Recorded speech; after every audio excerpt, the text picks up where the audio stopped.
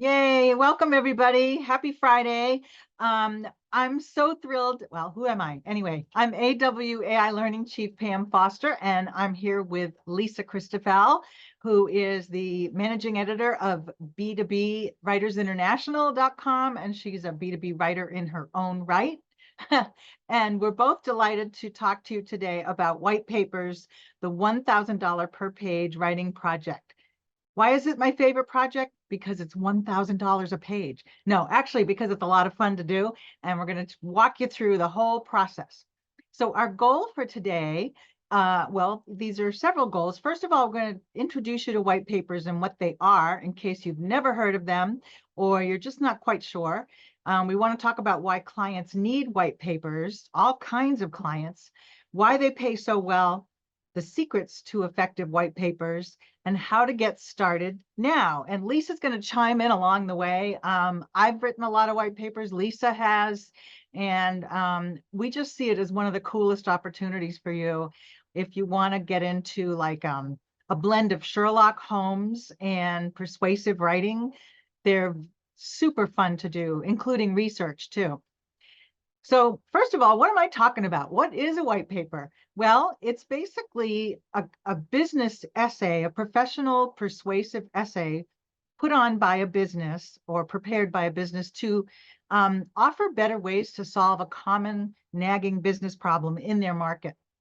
So it could be like the software market puts out a white paper on how to solve a nagging problem like cybersecurity with a new tool or something like that.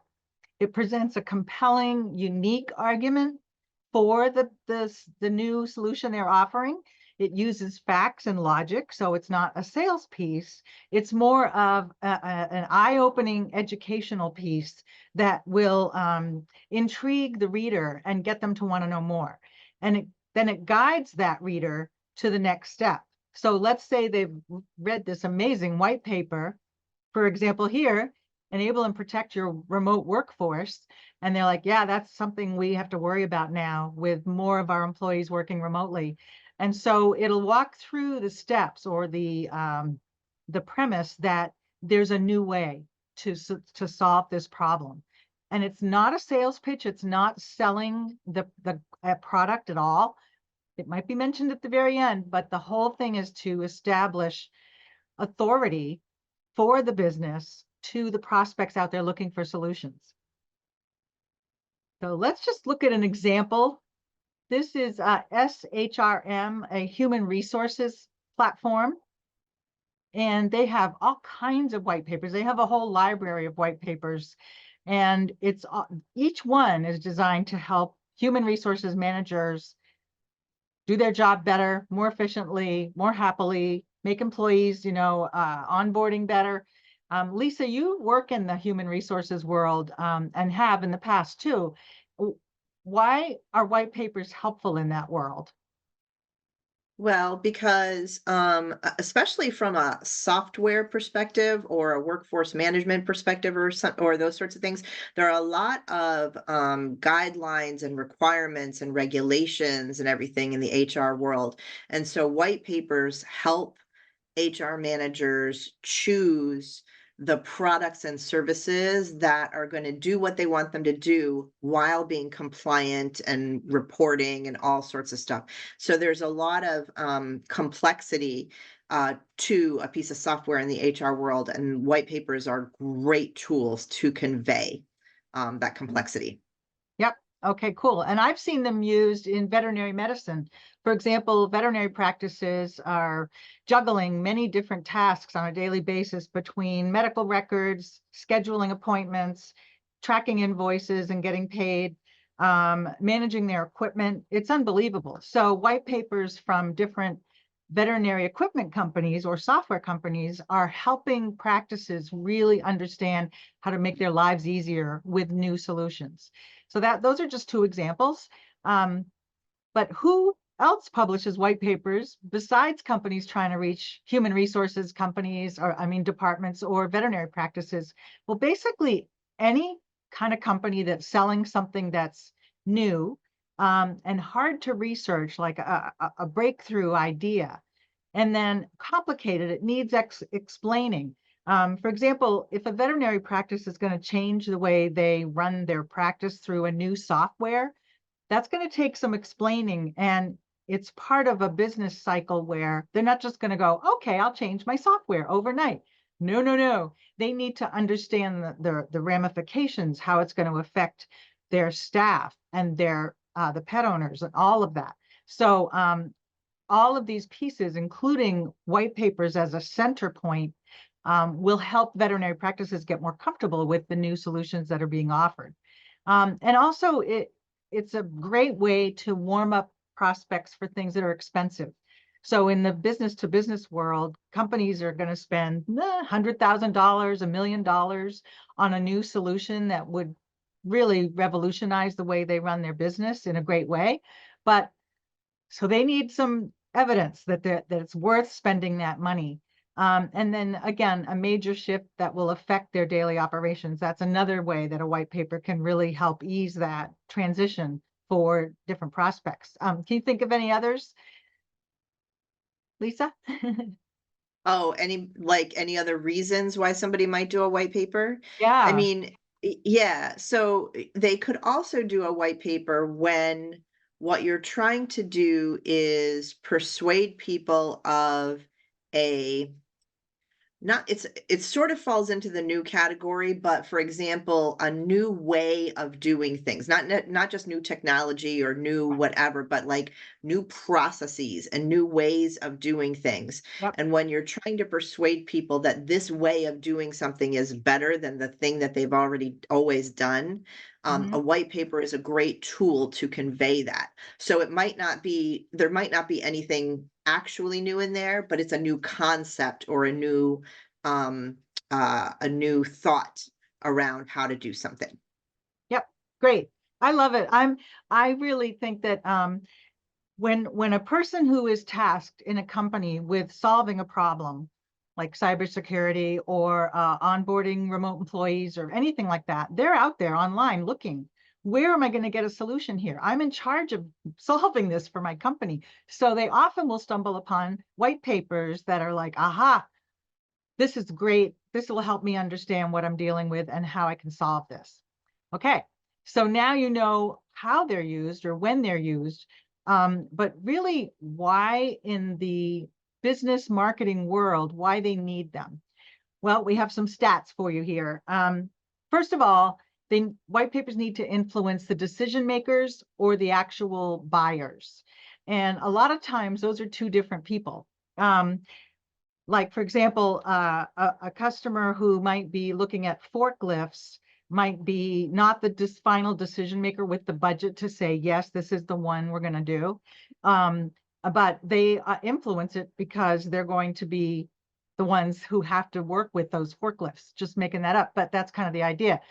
And white papers are known mostly in the B2B world, 85% in the business to business world, because typically business to business purchases are very expensive, can come in big volumes. Like if I'm buying a fleet of cars, that's a different kind of purchase than if I'm just going down to my local car dealer and buying my own personal car. This is huge. So companies selling equipment, technology or software, legal or financial services or consulting, human resources, like we said, training, onboarding, managing payroll even, shipping and logistics companies, compliance. A lot of industries have compliance issues. For example, a manufacturing plant has to be compliant with national safety standards. So white papers can help train and bring on board companies that could use really great training on that. And then marketing, if B2B needs help with their marketing, a white paper can help solve marketing problems. Like the biggest topic right now is AI generated content. And I think everybody is scrambling to figure it out, including big companies. So if some smart marketing firm can put out a white paper that's really helpful to them, they're going to get their attention. And then consulting and operations, kind of like Lisa said, sometimes if you're looking to solve processes and operations issues, white papers can open the door there too. Sometimes policymakers, So business to government, government offices are making decisions on big purchases or new software or training and things like that. So a white paper, a company that sells to the government can put out white papers to get their attention. And NGOs, non-governmental organizations, such as those involved with environmental, social advocacy, and human rights work, they're looking for solutions too. And they're looking for the best way to do all kinds of things. So white papers can open the door in a beautiful way to lead someone down a path to make a decision with the company that put out this great info. Anything to add to that, Lisa? Oh, Sorry, I I'm see trying you're to stay answering on questions. mute, and I'm trying to stay on mute in case the dog decides that somebody moved Oh, somewhere in the house, so I okay, apologize. no problem. No, I think for those of you who are familiar with the nonprofit class that we've offered, right? These NGOs are typically nonprofits. So there is white paper writing in nonprofits as well, in case you wanted to combine those two.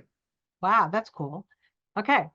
And then finally, we have the business to consumer group, way less of an audience or market for you as a writer, but they still have, well, I'm trying to think one, like the National Granite Countertop Institute might put out a white paper on how to keep your granite countertop clean and perfect for 20 years or so. And they may put that out for not just the people selling granite countertops, but also consumers. So, like a guide for consumers. So there's a little crossover there, but the biggest audience by far are the business to business companies. Right. And And sometimes health companies, like people selling supplement, they might do white papers targeted at consumers for that kind of thing. But yeah, they have to be a little careful about claims and things like that. So right. it is definitely mostly a B2B product. Yep. Okay, so the goals for the white papers, there are many of them actually. I mean, we talked about getting awareness and enlightening someone who didn't even know that a company existed, those kinds of things. But the business goals of the white paper are to generate leads. And leads are people who might buy but haven't bought yet. So companies every day are looking for more leads that we can turn into, customers. And then they might use a white paper to support a new product launch or to stand out from competitors in that category. They also may use them to re-engage prospects on a long customer journey. And what we mean by that, we'll show you in a second, but there are many stages to a buying journey, especially in the business to business world, because like I said, a simple purchase might be $100,000 and a more complex one might be $1 million or more, $20 million, who knows? So they're not going to just go online and order something on Amazon. They really need a whole journey to go through to convince make that final decision to buy. And then to support a detailed evaluation. So a white paper might be used to start the journey, like somebody's online looking for better cybersecurity solutions. And then once they see that white paper and become a lead, they may get a supplemental white paper that digs in more. So helps with that product evaluation.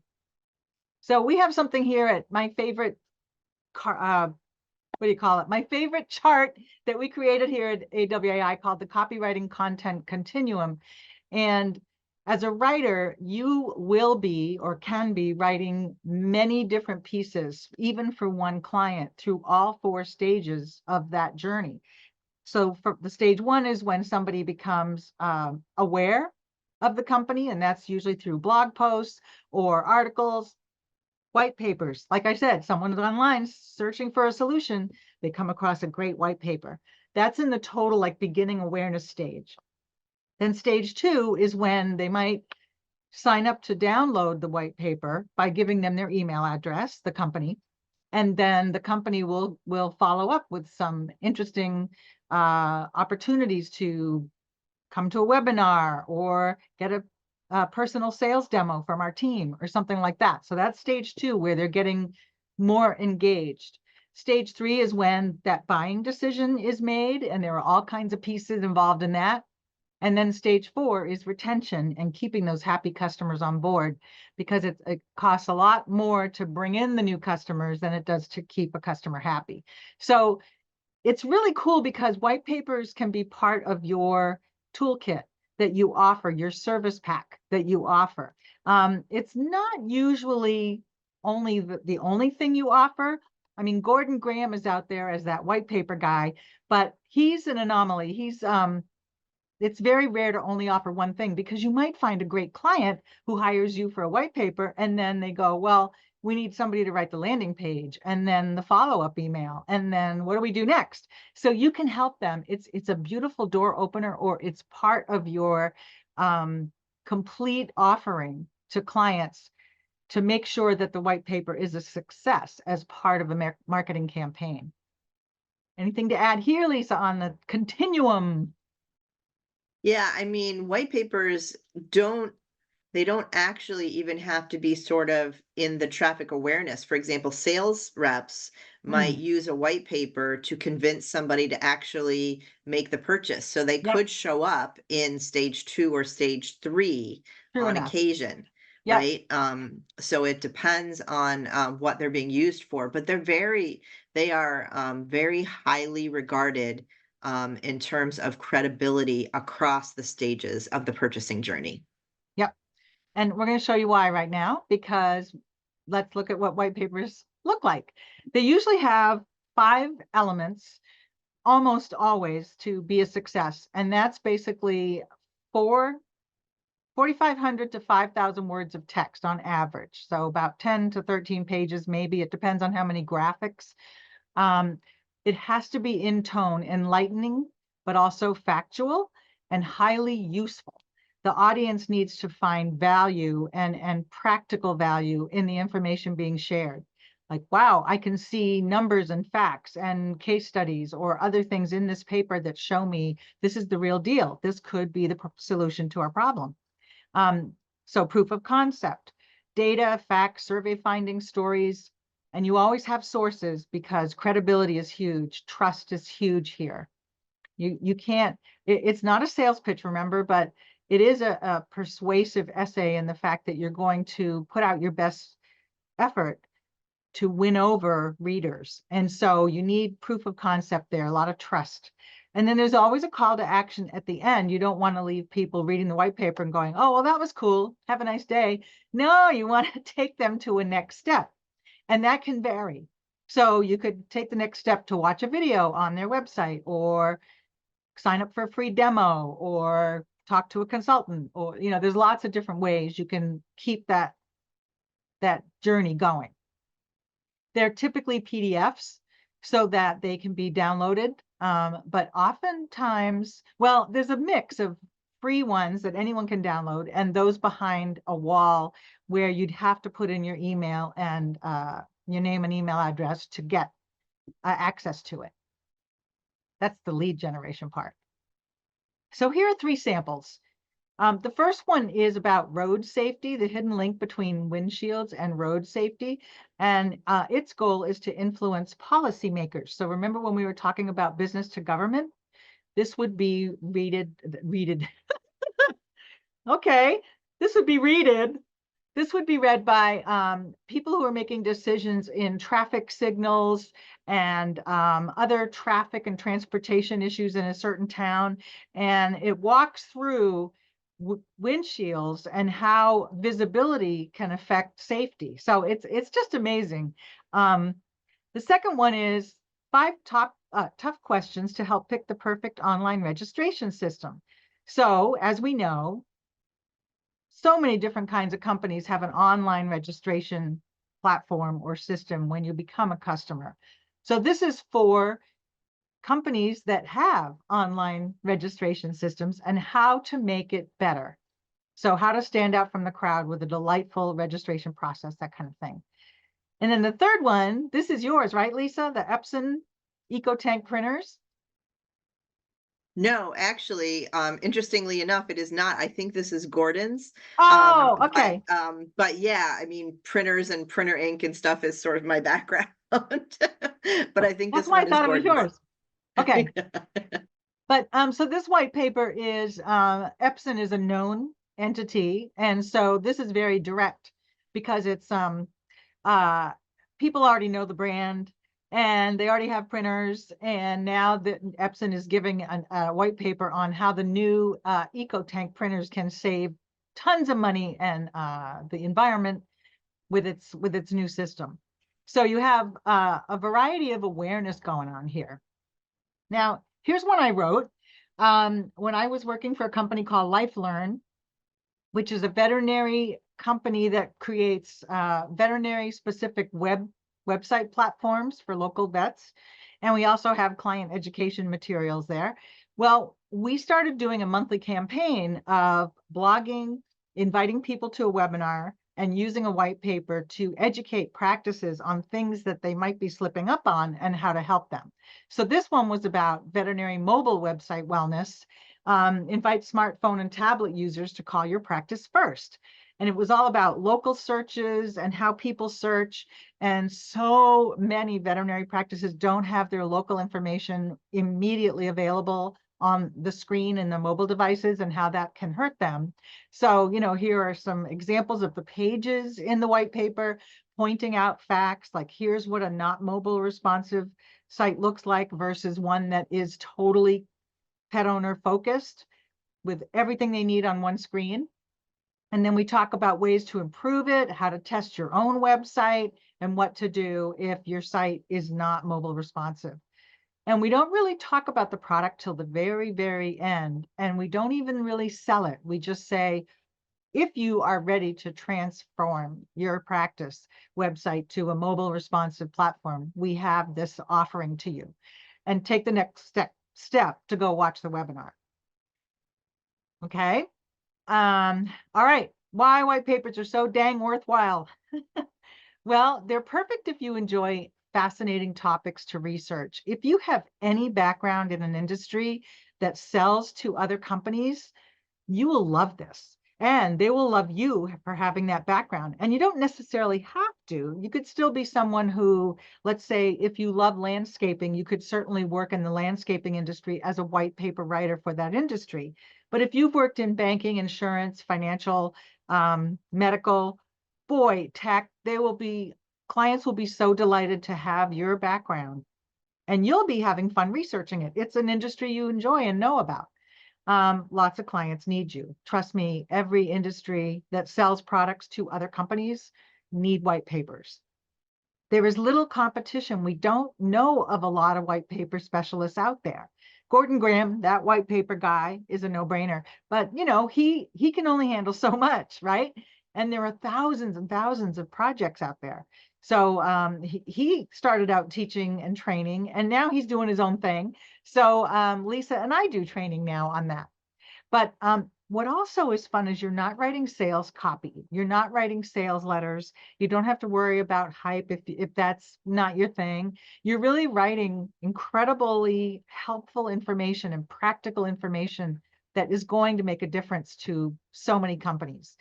It's rewarding when you're making a difference to companies and you're getting them in front of big buyers for their needs. And the money isn't just good, it's great. Again, $1,000 a page, because it turns out like if you're writing a $10,000 project and you're writing 10 pages, do the math, $1,000 a page. So we love that. But really, why do they pay so well? Why do they pay all that? Well, because white papers are up there, right up there with generating leads, and leads turn into sales, big dollar signs for clients. So it's an investment for them. And it's a really fruitful, great investment for them, because if a white paper can bring in lots and lots of leads, that's going to mean big business for their salespeople. So we looked at a survey from Content Marketing Institute recently, and they said the type of content B2B marketers used in the last 12 months.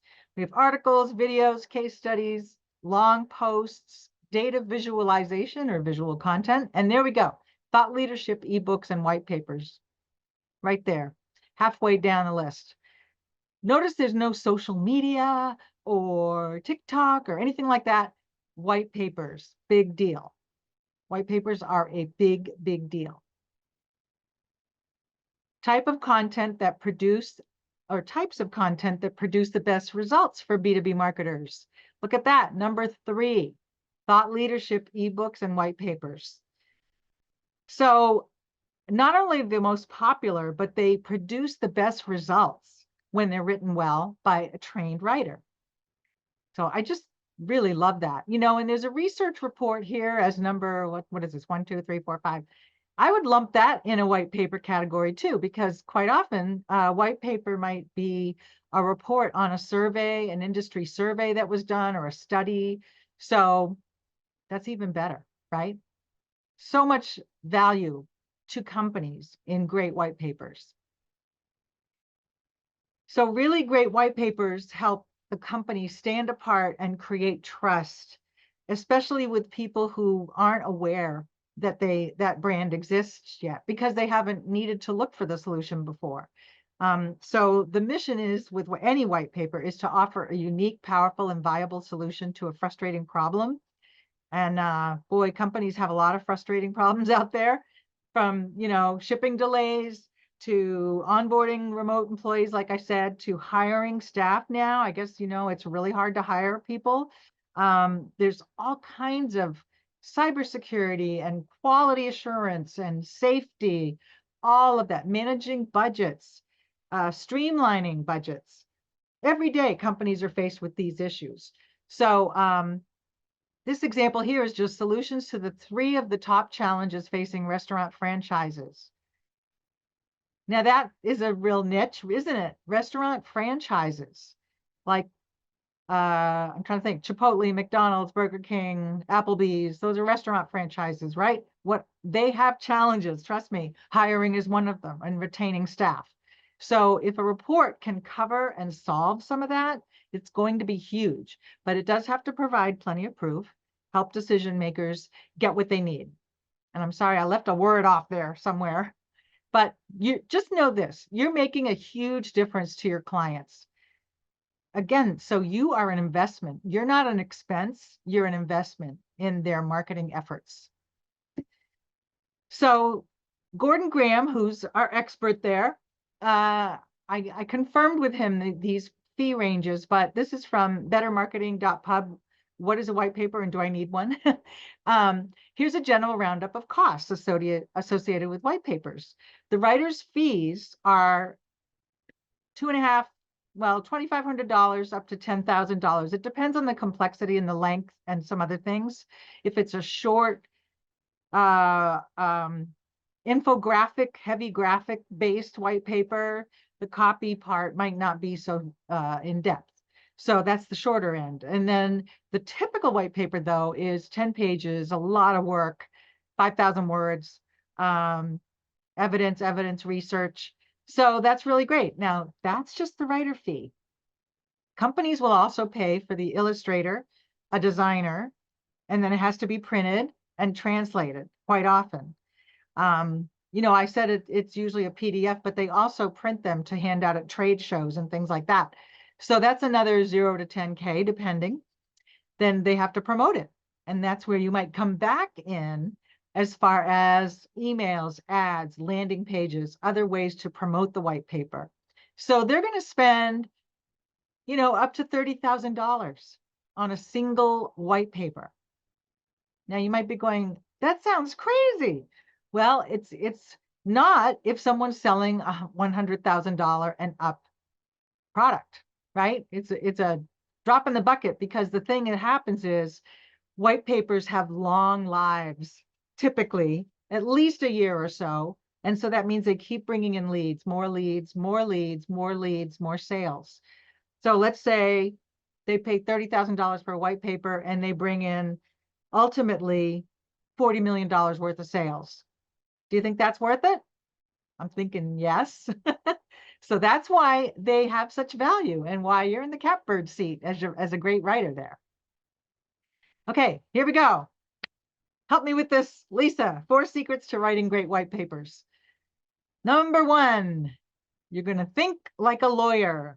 So your first job will be to talk to your client, find out what they want to convey, what they want the white paper to do for them, and then anything that they have as evidence and proof. And then you need to go find more evidence and proof. So you're going to be doing a lot of research to support your argument, just like a lawyer does.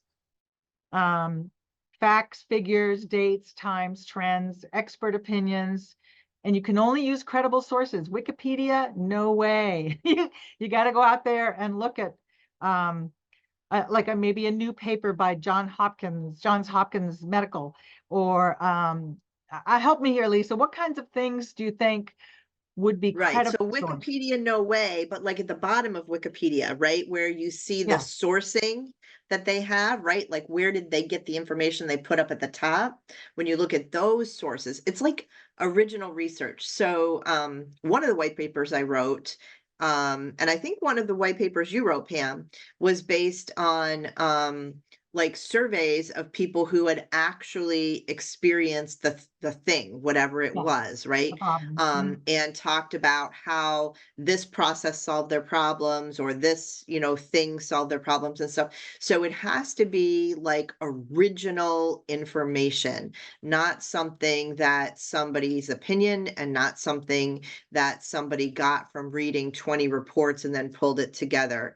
You have to go find those 20 reports. Right. Is right. And I know somebody's probably going to be asking about AI. Can't AI write white papers? The jury is not out. The jury has decided no. AI can give you some tips on an outline for a white paper, or some ideas, or some sample copy, but we have found, and ChatGPT will tell you, that it is not 100% accurate. It does not cite its sources on a lot of the factual data that it puts out. And that is a problem for white papers, because you have to be credible. It also doesn't write case studies or customer stories that are super unique to individual experiences. It puts out whatever it has generated by scouring the internet. So Right. that's why coming up with original surveys, original case studies, and customer success stories, those kinds of things are gold for white papers, because you can't get that anywhere else. Right. But what it can help you do is, if you have a piece of original research, you can plug it in there and say, give me your top 10 points from this research or something, to help you sort of navigate it. So it can help you, but it cannot write it for you. Yeah. Yep. But I have to say, I've heard some people say, don't give ChatGPT your company secrets. Oh, well, I'm talking about published stuff, right? Ah, Like if published you stuff. if Okay. you find a published academic paper Yeah, yeah, yeah. and it's like 30 pages long, and you're looking for the nuggets from it, you can plug that into ChatGPT and say, "Hey, can you find Okay. this information in here and summarize it for me?" That's what Yep. I meant. I Yeah. love it. Okay. I just wanted to clarify, because I wouldn't want Yeah. people thinking you can go into No. Yeah. ChatGPT, share the public, I mean, share the client's Private stuff. Yeah. confidential or proprietary information. No, that's why you're valuable. You are going to be trusted with the information your client will give you, and trusted to turn it into amazing information that's practical and helpful for their prospects. Okay, so number 2, argue like Aristotle. You have to make a case, and you have to support your case like a lawyer does, but also with things that are fundamental to Aristotle's rules of persuasive essay writing, which is, if you have proof, use it. If you don't have proof, use logic. If you don't have proof or logic, you want to appeal to values or things that people deal with every day, emotions. I can't handle any more cybersecurity, breaches. That's a pretty hard emotional place to be in. And then sprinkle in a touch of passion. So we're not writing sales letters or hypey copy, but you are writing to human beings, and you are trying to solve something that is frustrating to them, and you can be a hero. So it's pretty awesome. And then write like a journalist. Use a clear, unadorned style, short sentences and words and paragraphs, easy to scan, easy to read, smooth transitions, graceful use of sources. Don't just list a bunch of quotes. You would use a quote and then weave in the meaning of that quote and that type of thing. Write for busy people at work. People are insanely busy at work. So you want to make the white paper super easy, fun to read, maybe even with subheads that guide them along if they're not going to read every word. And if you're wasting their time with giant chunks of copy and no breaks or visual eye breaks, they will click away. They will stop reading because it's just too much. So number 4, intrigue and guide. No selling. We're not selling here. So the number 1 thing business people hate is selling. They want information they can trust. They want to discover a helpful solution with solid proof and evidence that they can then bring forward to their boss or their chief executive officers or even their board. And then you want to lead them to a way to explore more and further the journey. And if you bug them with a sales pitch, they may never buy, and your white paper may even lose sales. So there's a real nice balance there of only mentioning the solution at the very end as an, oh, by the way, you know this cool thing you read about? We offer that. Come and explore more. That's it. That's about it. So that's why I love it, because I don't have to do like strong sales copy.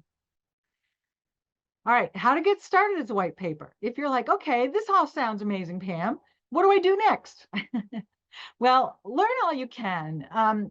Look at B2B company websites with white papers and how do I find those? Well, just Google, you could Google climate solutions, climate change solutions. I'm making that up, but business climate change solutions, and you will probably find white papers, or you'll find companies that show up in Google and guide you to their white paper library, things like that. I was just going to say, they'll show up right at the top of your Google search page.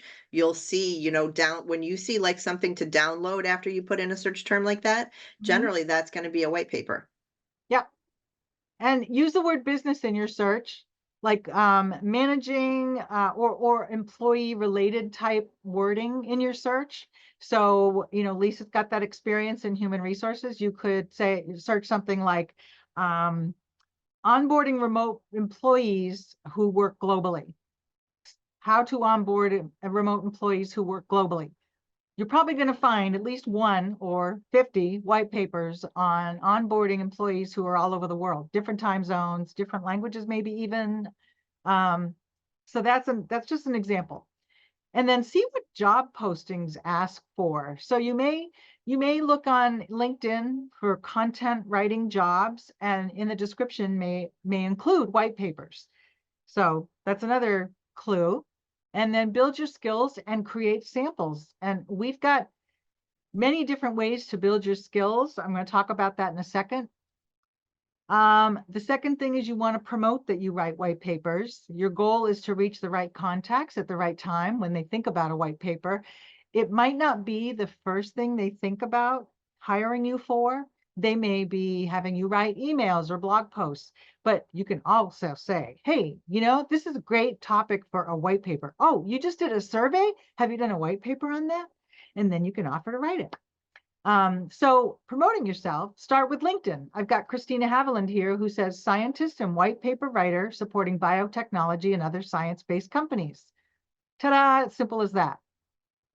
Tell everyone you know also. You have colleagues, you have past employee buddies.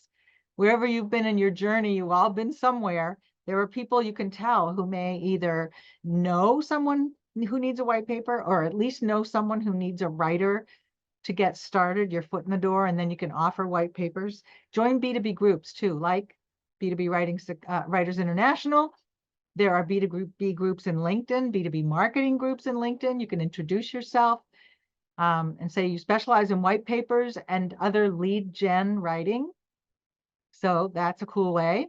And just remember that most of the thousands of B2B marketers don't know anyone who understands white paper writing. I know that for a fact. And Gordon Graham has told me that. So you can be their secret weapon. So the trick is to just keep going. It's not a slam dunk. You're not going to open your shop and say, I'm a white paper writer, and 50 clients will come to your door. It doesn't work that way. But there are so many things you can do to get the pipeline going and keep going. Marketing never sleeps, right? You keep going. So we have a few AWI resources to help you. One of them is if you type on awai.com into our search bar, white paper.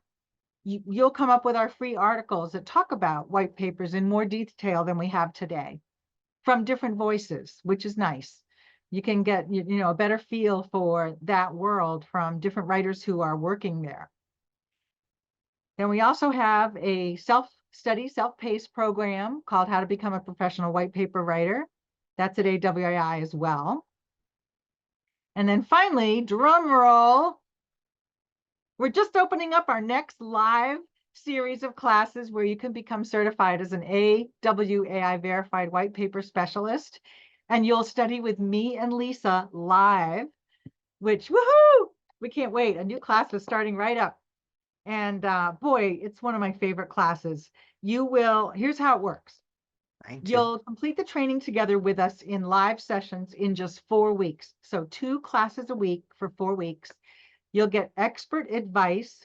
We're going to have 2 guest experts, none other than Gordon Graham himself and Steve Slaunwhite, who is a very well-known white B2B writer. And white papers is one of his things too.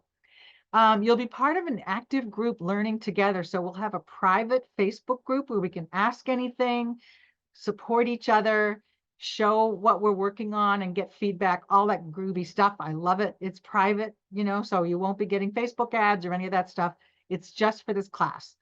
Then you'll have a whole swipe file of 20 different samples with checklists, templates, bonuses. Oh my gosh. Gordon Graham used to teach this class and then he kind of retired from it. And Lisa and I this is our 3rd round now, but he left us this treasure trove of templates and checklists. So everything you're learning, you've got a tool for. So that, you don't have to guess or take lots of notes. It's going to be right there in your toolbox, which is amazing. You will write for a real client who needs a white paper. And I'll tell you who that is if you sign up for the program. But you'll write the white paper for the real client and you'll get professional feedback to strengthen what you've written. So you will have a white paper sample at the end of this that is polished and spot on. And then you can get certified and possibly even earn $5,000 if your white paper is chosen as the best one out of the bunch. How you get certified is you turn your white paper in and you score at least an 80% on it. We will give you every opportunity, open book, reviews and all that kind of stuff to really nail it. And then we also have a test that you take to make sure you've got the concepts down. So you earn 80% on both of those and you earn your badge as a white paper specialist. Oh yeah, we'll also have a big session on getting clients. So if you're interested in this, and I hope you are, because we would love to have you with us. These classes are seriously fun and super fascinating. And the people who love to write really smart pieces that have research, persuasion, practical guidance, that's who fits the class. And those who want to make money. So I hope this really sparks interest to you. If you are interested, I'll give you the big picture here of where to go. You'll go to awai.com/perfect-gig. We also have offers on the Circle of Success and Infinity pages. Go to your member page for that at the very bottom tab. Look for that. Trying to think if there's any questions out there. We're ready to answer them. There are some questions. Okay. So Jennifer's asking, if I offer white papers, what are some other services I could offer to complement the white paper service? Well, you saw our continuum, our copy content continuum. So first of all, people need to find the white paper. So there will be probably a landing page that describes the white paper and what's included and why you want to download it. So that's a project in itself. And then once somebody pops their email address and their name to get the white paper, they're going to get a thank you email. Now you can download your paper. And then they're going to get follow-up emails. Did you like the paper? What did you like about it? Hey, have you seen our demo? Those kinds of things. So a series of emails. You could also be writing webinar presentations or articles that complement the white paper or YouTube videos. It can be broken apart Or into, go ahead. sometimes white papers have case studies in them, and you would write the case study, which is like a separate thing that Yep. you might include as part of it. Yeah, Yeah. So it's there's kind of tons. like some people will walk in the door writing a white paper, but many times you'll walk in the door writing other things. Like I do a lot of blogging for clients, and I don't do as many white papers because those are big projects. I'll be blogging and then I'll be like, you guys talked about the latest study on blah, blah, blah. This is the perfect moment for a white paper. And they're like, oh my gosh, you're right. What do you suggest? And I'll then open the door for that. Same thing with sales enablement, right? If you're doing sales enablement copy for a client and you say, hey, what would really help your sales team close more deals is a white paper on this topic that you can offer to send to your clients, they could say, sure, and can you write the white paper for me? Right. So it's a really great tool sort of throughout the sales and marketing process Yep. to use. Yeah. So I hope that helps answer your question there. So John's asking, what's the difference between white papers and research reports? They both require research, so he's wondering what the difference is. Well, I think they separated research reports in that table I showed you because it's a very specific thing. So I'm thinking of the veterinary market where I work. They surveyed 10,000 senior dog owners and found that lameness is the most important thing. And here are the facts and all of that. So that's very specific to the research findings, and that's cool. But what is anyone going to do with that information as a Yeah, it's not veterinarian? persuasive, right? You're not trying to Right. persuade anybody with a research report on Yeah. different action to take or something else to do. Yeah. Well, so yeah, so an example is that's the research report, and then that smart company who put out the research report would do a white paper on how to help your clients, which are pet owners, ease lameness in senior dogs, 5 ways, or whatever the veterinarian can use from that research information, and then take them down the further path with practical advice. So Yeah. that's the difference. Yeah. So Mary's asking, generally, how much time do you tell a client it takes to create the white paper? It can depend on the client and how busy they are. You will have a process, and we'll walk you through that, where you interview the client, you put together a brief, just making sure everything is clear, and then you go off and do your research. You come back with an outline or an executive summary, and they'll look at that when they can. But you can lay out a schedule for them. It could take a month, it could take 2 months, 6 weeks. What do you say, Lisa? Yeah, I would say anywhere between 4 and 6 weeks generally. For all the white papers I've written, it's been between 4 and 6 weeks. But it could even take longer depending on how many people you have to interview at the client site and how many people have to approve it. So there's sort Right. of a few different processes in it. Yeah, and I actually offer Um, my client a best case scenario of timeline, including when they have to get their feedback to me. And we just keep track of that. But they yeah. expect it to take a while. Yeah, so they do require white papers do kind of require you to do a little bit of project management light, right? So that when you turn it around is kind of based on how well you're able to keep people on the schedule that everybody agreed to.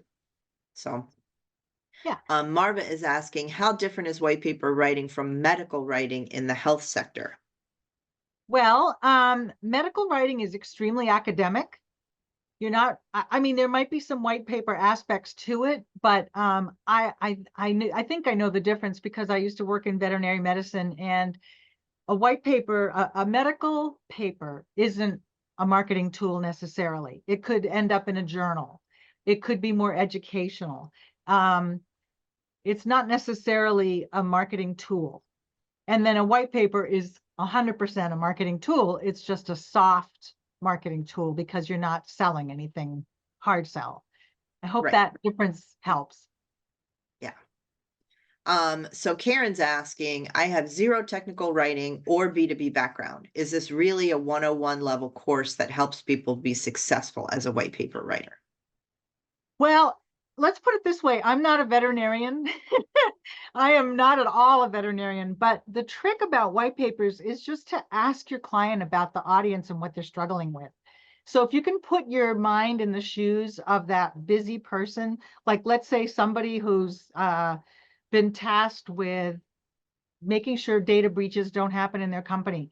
Now you may have to interview someone in that audience, in that seat, to find out more about what their daily fears are.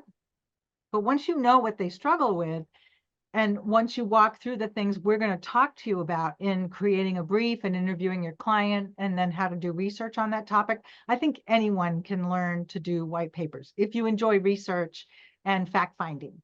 Yeah, if And you enjoy research, fact finding, and you're curious, right? You're yes. curious about how things work and why Mhm. things don't work and all of that. Yeah, I think my opinion is everything is in this class to teach you how to write a white paper, Yeah. right? It's really just up to you on what your personal sort of preferences are, but you don't have to be an expert in any particular industry to know how to learn how to write a white paper. No, and I also think Um, as a consumer and a buyer of things or anything that they're talking about, you might have experienced in your own personal life, like going on a registration form that's a nightmare to use, or having a data breach on one of your credit cards, or having a safety issue happen in a store where you were. You can kind of relate to these things. It's not going to be completely alien to you. So I think you can relate and pick up just about anything you're going to write about. Okay. I gotta put my glasses on for this one. Okay. Clovis is asking if I generated copy for a business aimed at helping them improve their products or services, is this a type of white paper or is it something else? What would I tell them it is? I'm a little fuzzy on that one. If you're writing copy, say it again. If I generated copy for a business aimed at helping them improve their products or services, is that a Yeah. type of white paper? So I don't think so. Um, It depends is on this what the client, Clovis? I was going to say, if you're writing for a client and they're helping customers in their world improve their business, that could be a white paper as one of the many tools they use. But I'm not sure if you personally are writing copy to help companies, that's not a white paper really. I mean, you could, I No, guess. unless you wrote a white paper about your copywriting Yeah. services and proved how they were able to help your client. I'm not thinking that that's probably a white paper. Um, but maybe we're not understanding your question. So maybe Yeah. you could resubmit if there's something different. So Roberta's asking, I see it begins March 18th at 1:30. What are the other dates and times? It's twice a week at 1:30 Eastern time, usually about an hour of class, and then we open up for questions. So plan on like 90 minutes maximum each time. But so it'll be, I think there might be one date no, I'm not sure. I think it's I don't have the schedule right in front of me. It's Um, every Monday and Wednesday. right, Yeah, 1:30 Eastern for about an 1:30 hour. Eastern. Yeah. Yeah. Okay. And then Lawrence is asking, who decides on the content and angle of the white paper? You and the client, you can work together to come up with ideas. So they may have some ideas already, and you can go with that, or you can say, in my research, I found this angle that might be really unique to you. That's hot right now, a topic that's happening right now.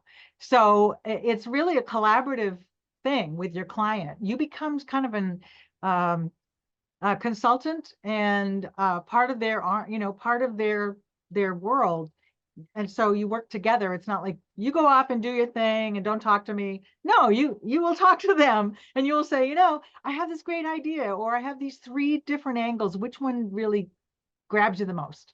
So it's a back and forth. Yeah, absolutely. And depends on what they're using it for, what you think angle would work best and all of that. Yeah. So Felicia is asking, do you ask for any of the money up front or do you bill the whole amount after the 6 to 8 weeks? Typically in freelance project billing world, you can bill 50% upfront because they know you're going to be starting right away and doing a bunch of legwork, and bill the rest when you deliver the final copy that they've signed off on. But sometimes I don't know. I don't know how Gordon bills. Some writers do bill all of it up front. Some bill all up front, some bill per milestones, right? So like you say, once you deliver the summary and outline, you get so much or whatever. So yeah, Yeah, absolutely. you could break it into Um, thirds. Yeah. yeah. And then Jenny's asking, do you have any go-to resources for general research on a variety of topics or a place you start that process? Oh my gosh, that's a loaded question. We have a whole session on research that's an hour long because as a white paper writer, you're going to be diving into research more than probably any other project you write. So there isn't one source. It depends on the market you're going to be writing about, the types of companies. Do they have journals? Do they have internal websites or authoritative websites in that realm? So it's hard to answer that. There's no one. Yeah, I mean, you could start with scholar.google.com, right? There's a lot of research there. And then there are so many, depending on whether you're doing scientific or, IT or whatever, there's so many other sites. Yep. But scholar.google.com is a great place to start. Um, Scholar. Yep. I'm going to say it again though. Scholar.google.com. right. And then somebody the name isn't on here. Can you create a white paper with your own thoughts and then market your own thoughts? That's not really the way to go. I wouldn't suggest that. I Yeah. suppose if you want to create your own sample to have as a sample of your writing, sure, you could do that, but it's much, I don't know. What do you think, Lisa? So, because a white paper is journalistic, it's really tough to do that. So, one of the white papers that I wrote was my client had actually designed a training program that combined two disciplines, and she felt her thoughts were that combination of disciplines was actually more beneficial for the people she was training than either individual discipline. But what I wouldn't write the white paper for her until we found proof.